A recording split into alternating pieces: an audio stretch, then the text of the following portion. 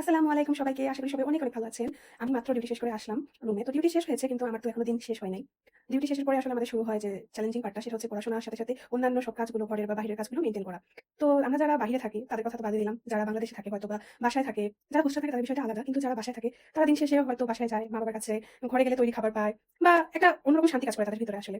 কারণ দিন শেষে তো পরিবারের কাছে ফেরত যাওয়া হয়, তাদের পরিবারের মানুষদের সাথে দেখা হয়। তো তখন অন্যরকম একটা তারা রিল্যাক্স থাকে। কিন্তু আমাদের ক্ষেত্রে বিষয়টা আলাদা।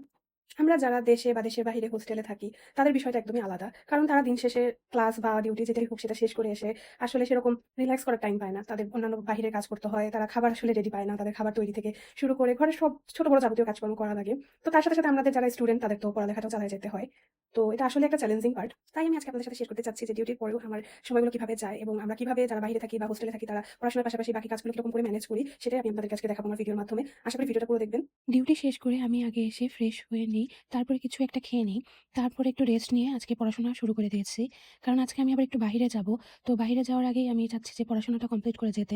না হলে বাইরে থেকে এসে আর পড়াশোনা করার এনার্জি থাকবে না। তাই বাহিরে যাওয়ার আগে পড়াশোনাটা শেষ করে নিচ্ছি। আর পড়াশোনা করতে, করতে আমাকে কালকের জন্য রান্না করে রাখতে হবে। তো এই ব্যস্ত জীবনে আসলে মাল্টিটাস্কিং না করলে পসিবলই হয় না। তাই পড়াশোনার পাশাপাশি আমাকে একটু রান্নার তোড়জোড়ও করে নিতে হবে।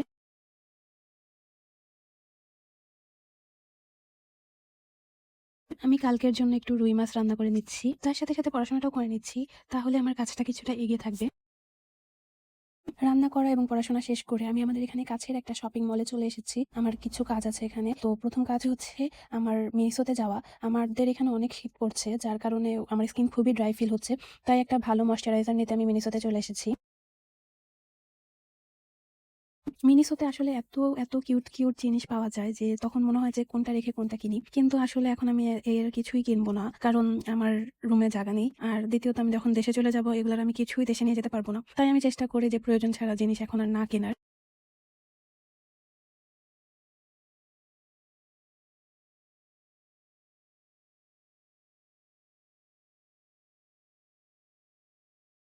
তারপরেও যতই বলি যে কিছু কিনবো না, তারপরে আসলে এত কিউট, কিউট জিনিসের ভিড়ে কিছু না কিছু কেনাকাটা হয়েই যায়। তো আমি একটা মিরর নিয়ে নিয়েছি। আমার আসলে একটা মিরর দরকারও ছিল। তাই আসলে নিয়ে নেওয়া।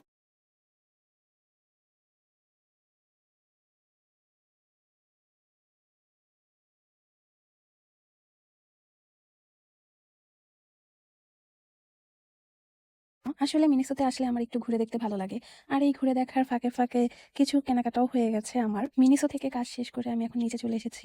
এটা একটা সুপার শপ টাইপের। তো এখান থেকে আমি আমার কিছু প্রয়োজনীয় জিনিসপত্র কিনে নিবো। তারপরেই আমি রুমে চলে যাব।